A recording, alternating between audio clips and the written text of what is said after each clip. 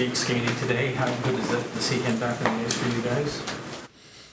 Yeah, it's good. I mean, he obviously, he's been feeling good for a little while now, so it's not a big surprise to anybody. He's been around our group on practice days, so yeah, it's a good part of his progression for sure. And we're of course happy to see him out there.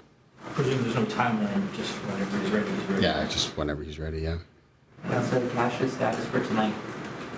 It's positive. It'll be a game time decision today. It'll be in warm up, and we've got some other stuff happening with guys too. So lineup's not quite set here right now, but he skated yesterday and felt good enough to continue to skate today. And we'll just monitor he and some of our other guys throughout the day.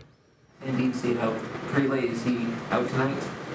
Yeah, I would say, well, his situation again tied to some of the other decisions we have to make on others, but we wanted to push him a little harder this morning, and he's still not quite at 100%. I think he's probably fine enough to play, but not himself quite yet. So if all goes well, we'll probably have him out again tonight in terms of the guys who played last night. If they come in and get through the day and are feeling good, we would likely have him out. But like I said, the lineup not quite set yet. Mitch just said that sometimes Austin and Michael Bunting remind him of bicker like an old married couple. I'm just curious how much you feel off-ice chemistry leads to on-ice chemistry. It's not everything, but it's not nothing either. I think that having that type of banter and that type of chemistry is important, because not only is it make you excited to play with a guy, and when things are good, things are usually really good because you're feeding off that energy on and off the ice. But it also allows you to have difficult conversations and to push and challenge each other at the same time. Not like any other relationship, right? The closer you get, then the more comfortable and confident you are to have conversations or talk about different things. So I think it's great, the fact that that's developed in such a short period of time for this first season, them being together is great for us. And I think it speaks to Bunt's personality, that he just puts himself out there, and he's an engaging guy, and we've talked about it a lot, that he and Austin have really hit it off, and we're seeing the chemistry on the ice.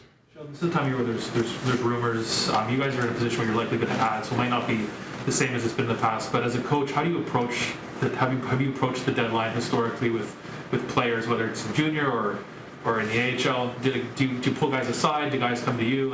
How do you sort of approach a looming deadline?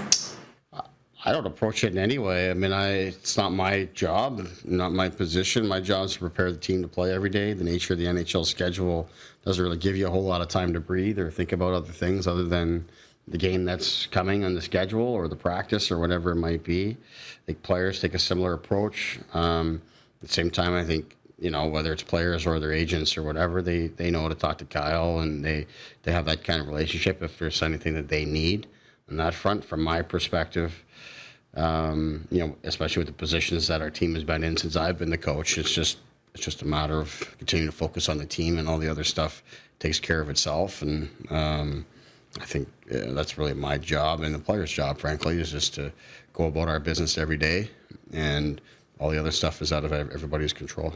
What do you see as the effect or the challenge of splitting Riley and Brody, and particularly the effect it's had on Morgan's game? Well, obviously, those guys have developed great chemistry together. They've been an important pairing for us since Brody's arrival last season, and then, of course, throughout this season. But you have to adapt and adjust when you have injuries and such. So we split those guys up, and I think it's been probably a little bit tougher on Morgan. He's had different, whether it was Liljegren or Sandin, he's had on his side with him here of late. Two young guys and two guys he's really never played with very much. So it's been probably more of adjustment for him.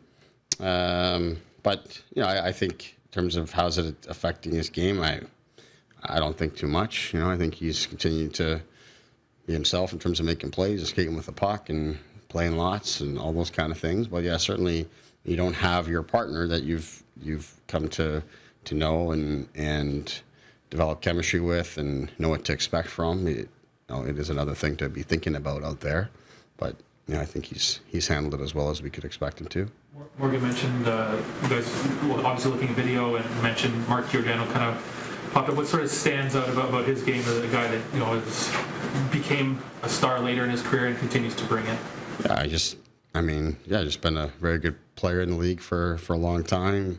New team and different situation for him here this season, but guy that's good. He's versatile and helps teams in all sorts of ways. Obviously, not a guy having him being in the West, not overly familiar with. But last season, with the Canadian division and such, you play against him more in that. But just does a lot of really good things for teams. Whether it's Calgary or Seattle, and he's obviously got great character, leadership qualities. You come in, you name him. It seems like it's an automatic that they name him captain. That speaks to the level of character that he has.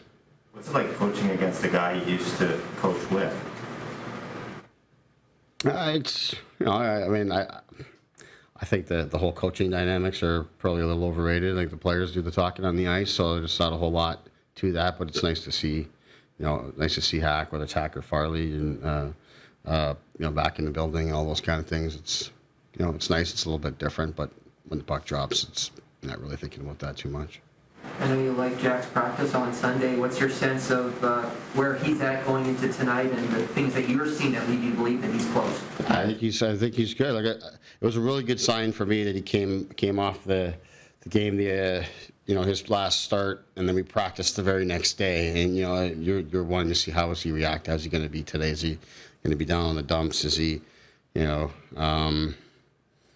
is he going to be tired? Is he going to be, you're going to be showing signs of a guy who's stressed, and it was the opposite. He looked to me like he was coming in, wanting to do work, wanting to show well. He's playing, the top of his crease. I don't know if he let in a goal in that practice, at least when I was watching, and that was a really good sign for me that he's just going to continue to fight, compete, and we want him to be aggressive and be confident in himself. And I feel good about putting him back in the net tonight.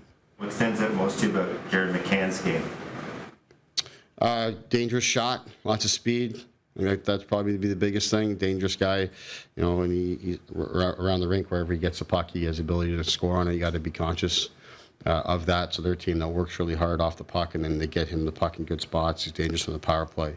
Those kind of things. He's in a good spot here now that he's come into a situation where probably for the first time in his career he's been able to sort of be the guy that's relied on to do those kind of things. He's played behind a lot of others in other places, but he seems to be doing well in this role with Seattle.